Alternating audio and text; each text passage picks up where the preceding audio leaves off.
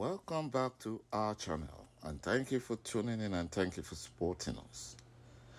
But if you're new to this channel and you haven't subscribed yet, please encourage us by doing so. And together, we shall make our Biafran dream a reality. Ise. Yoruba elders warn the mandate thief, TINUBU, don't inherit Fulani evil. We don't want generational war with Biafra. Let Mazen Nnamdi go. According to report, IPOB issued a press statement that Biafra will go into generational war with the Fulani Janjaweed if anything unbecoming happens to Mazen Nnamdi and the mandate thief and his urchins have been warned not to inherit the promise for innocent Yorubas because of their selfishness and trying to please the Fulani Caliphate for helping them steal the mandate. One of the most corrupt Nigerian judge of the Federal High Court, Abuja, Justice Ewo, who absconded twice from his own court before Inauguration Day on May 29, 2023, when the case came up to stop the inauguration of the mandate thief because he didn't meet the constitutional requirement of 25% vote in FCT.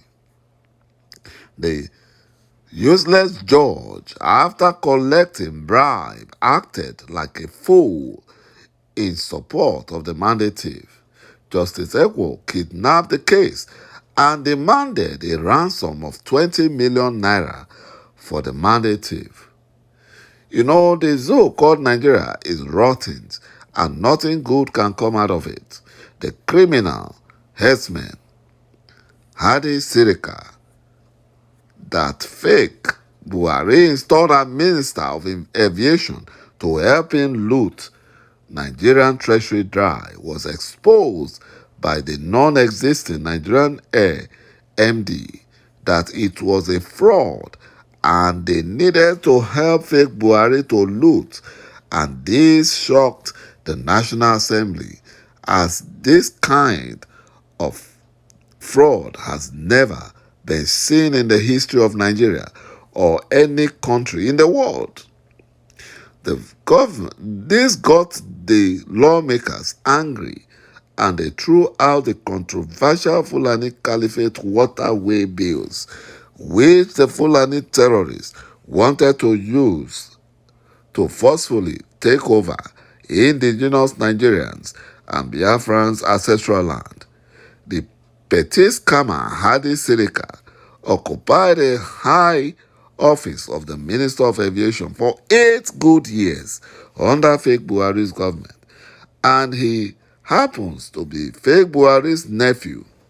Imagine what other Fulani herdsmen, Nigerian federal ministers, appointees, service chiefs, IGPs, DSS DG stole from Nigeria. No wonder they started the genocide in Biafra land to show loyalty to the terrorist Buhari. You know, this same current government and the criminals bought 10 firefighting trucks for $12 billion. That was what Seriki did. After stealing over $85 billion through the Yahoo Nigerian Air, he also lied that he bought 10 fire trucks for 12 billion naira. My brothers and my sisters, you can see how the Fulani Janjaweed have stolen Nigeria dry. You know, the mandate thief is a drug trafficker appointed a criminal rubber stamp head House of Rep Speaker, a man who stole from his clients when he was an attorney in the United States of America and fled to Nigeria after he was caught, and he started career in politics. The urchin has turned Nigerian seat of power to a den of thieves.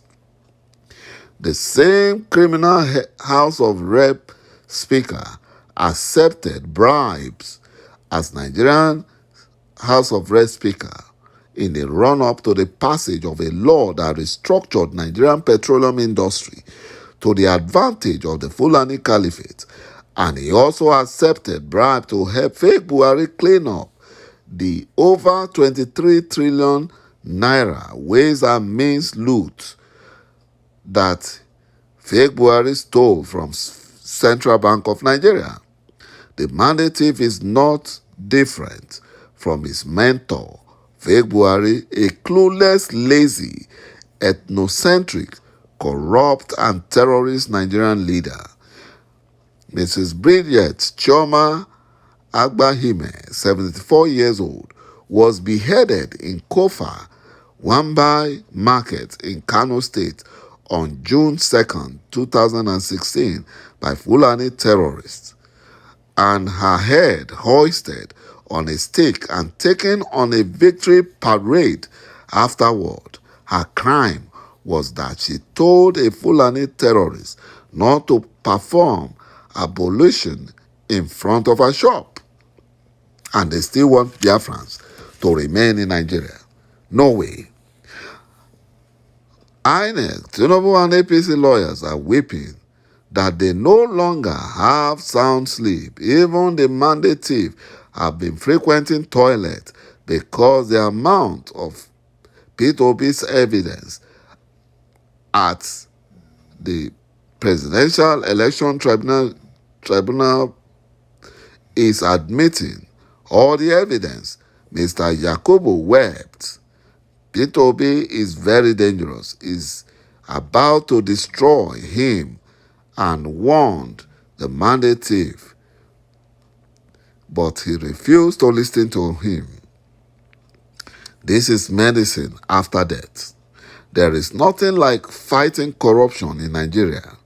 Corruption is the way of life in government. Any noise about fighting corruption is just to divert attention. Governments in Nigeria in most cases assume power by means of corruption and corrupt practices. No accountability. No accountability. None. You know, a popular Biafra agitator and separatists have sent a message to oil companies operating in Biafra land, especially the southeast region of Nigeria. Simon Ekpa, the Finland lawyer and prime minister of the Biafran government republic in exile, he assured oil companies in the region of maximum cooperation and guaranteed a conducive operating environment.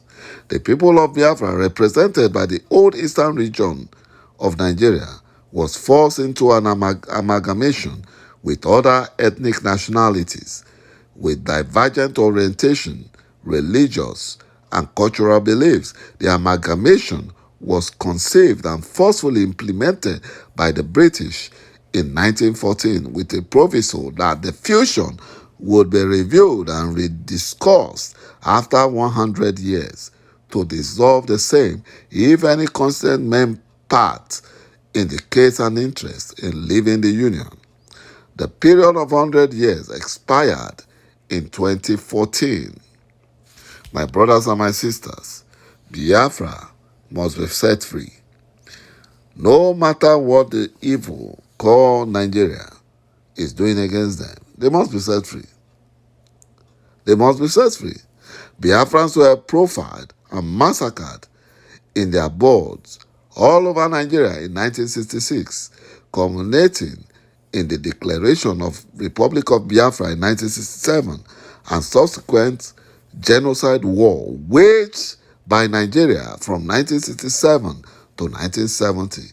This also saw the massacre of over 5 million Biafrans, a third of whom were children, starved to death due to Nigeria and her collaborators' land, air, and sea blockade of Biafra. Today, the killing and ethnic cleansing are carried out by ISIS ISWAP, and Taliban-affiliated terrorists. This trend has been intensified unabated in Middle Belt and Biafra land over the last few years, before and after the extraordinary rendition of Mazen Nnamdi Kanu, our great leader. He is still unlawfully incarcerated despite orders for his unconditional release by the United Nations Working Group on Arbitrary Detention and Courts of Competent Jurisdiction in Nigeria. Thank you, my brothers and my sisters, for watching this video. Bye-bye for now.